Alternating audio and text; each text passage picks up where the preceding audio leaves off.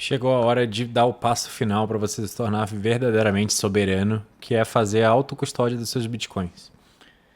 Eu vou explicar para vocês como funciona a autocustódia e o que você precisa.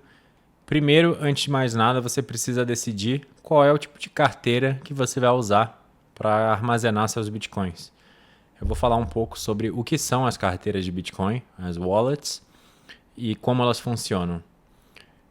Primeiro ponto, eu vou mostrar aqui uma carteira que eu tenho.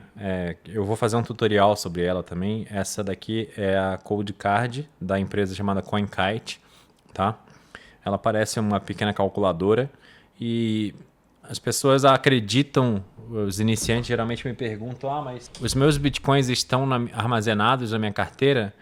O nome carteira confunde, porque a gente acha que a gente está falando de uma carteira tradicional, onde o nosso dinheiro está aqui dentro, mas não é exatamente uma carteira. Uma carteira de Bitcoin, ela nada mais é do que um dispositivo eletrônico para assinar transações. E esse dispositivo pode ser um dispositivo físico, como é o caso da Cold Card, ou ele pode ser um software, tá? Então, quando você precisa entender que se eu posso ter meus bitcoins nessa Cold Card aqui, não está aqui, na verdade, está numa carteira na blockchain, um endereço na blockchain que eu preciso usar esse dispositivo para assinar a transação e mover aqueles bitcoins.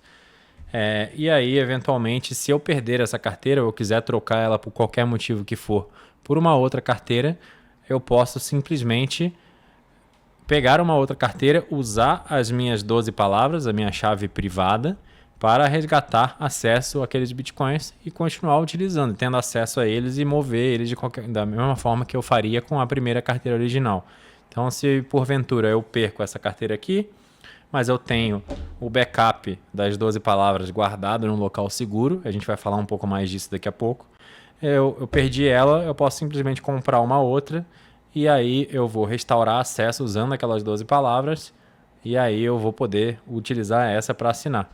Então, os bitcoins eles não estão fisicamente dentro de uma carteira, eles estão na nuvem, eles estão dentro da blockchain, eles são saldo não gasto naquele livro razão aberto e transparente que todo mundo pode checar. Aquele endereço, aquela chave pública sua, que está atrelada à sua chave privada que você guarda em segurança, tem aquele saldo de Bitcoin. Então, se você usa esse dispositivo, mas você perdeu esse dispositivo, você quer usar outro, se você tem a sua chave privada, você consegue. Ok?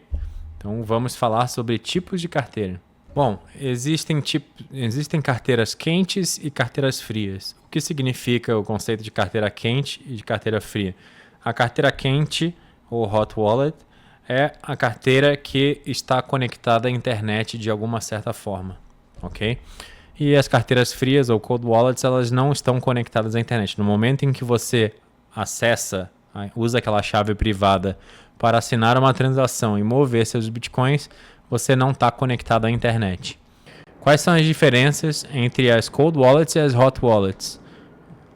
Primeiro, por não estar conectado à internet quando você assina a transação, as cold wallets são muito mais seguras, porque você não está suscetível a riscos de o seu computador ter algum malware, algum vírus, você sofrer um ataque de phishing, ou seja, quando você vai lá digitar o endereço de destino, ele troca o endereço para um outro endereço de destino do fraudador, e aí você perder seus bitcoins. Então, não estar conectado à internet é super importante para você ter ainda mais segurança. Vamos falar de carteira quente primeiro. Existem dois tipos, as de desktop, que é um software onde está instalado no seu computador pessoal, e as mobile, que é um software que está instalado no seu celular. Algumas carteiras hot wallets têm versão para celular, tanto quanto para celular quanto para computador. É o caso da Blockstream Green, que eu vou fazer um tutorial explicando passo a passo como funciona. É uma das minhas carteiras preferidas, quando a gente fala de carteira quente. Qual é a vantagem de usar uma hot wallet frente a usar uma cold wallet? É muito mais conveniente, é mais fácil de assinar a transação e, portanto, mais ágil. Você pode gastar os bitcoins e mover os bitcoins sem ter que fazer tantos passos. Você tem menos segurança, porém você tem mais conveniência. Esse é o trade-off. Você tem que escolher entre segurança e conveniência. Agora, vamos falar de cold wallets. Existem dois tipos de cold wallets. É a carteira de papel. Lá atrás, no comecinho da história do Bitcoin, geralmente as pessoas armazenavam, faziam autocustódia dos seus Bitcoins utilizando carteiras de papel, porque esse tipo de signing device aqui, de dispositivo de assinatura, ele ainda nem existia. Então as pessoas pegavam um papel, imprimiam, e lá você tinha a sua chave pública, ou às vezes um QR Code, e aí você podia, aquela chave pública era o seu endereço que pode ser mostrado para todo mundo, e você guardava num local seguro a sua chave privada, onde esse daí ninguém pode ver, porque se ver vai poder movimentar seus bitcoins. A vantagem da Paper Wallet, da carteira de papel, é que ela é extremamente segura porque está fora da internet. A desvantagem é que você não consegue usar esse dispositivo, um pedaço de papel, obviamente, para assinar uma transação. E por esse motivo é muito pouco conveniente, como está mostrando aqui. Agora, em falando de hardware wallets, que são esses hardwares aqui, que são esses dispositivos físicos, eu estou usando a Cold Card, que eu recomendo fortemente. A gente também vai fazer um tutorial, da Cold Card, numa próxima aula que você vai encontrar. E da Blockstream Jade, que também é uma carteira muito boa, é mais fácil de encontrar no Brasil, e ela é compatível por ser da mesma empresa da Blockstream, ela é compatível com a Green. Mas elas são extremamente seguras, porque você não está conectado à internet quando você assina a transação. Elas são muito mais convenientes que uma carteira de papel. E aí você me pergunta o que é esse negócio de multisig que está aqui na tela. Eu já vou explicar aí nos mínimos detalhes numa aula mais um pouquinho para frente.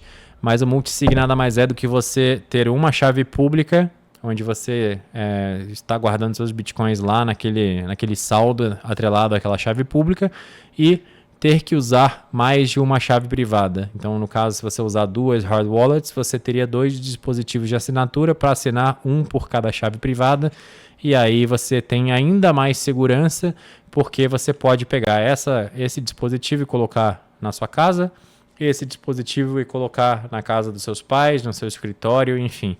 E aí você mitiga um outro risco que existe, que é o risco do ponto único de falha. Mas não vamos colocar o carro antes dos bois, vamos falar disso no momento propício, numa próxima aula. Então, o resumo dessa aula aqui é: você tem as hot wallets que são mais convenientes, porém menos seguras por estarem conectadas à internet, e as cold wallets que são um pouquinho mais trabalhoso de usar, mas muito mais seguras por não ter acesso à internet. Aí você me pergunta quando eu deveria usar direto uma cold wallet e colocar todo o meu dinheiro lá?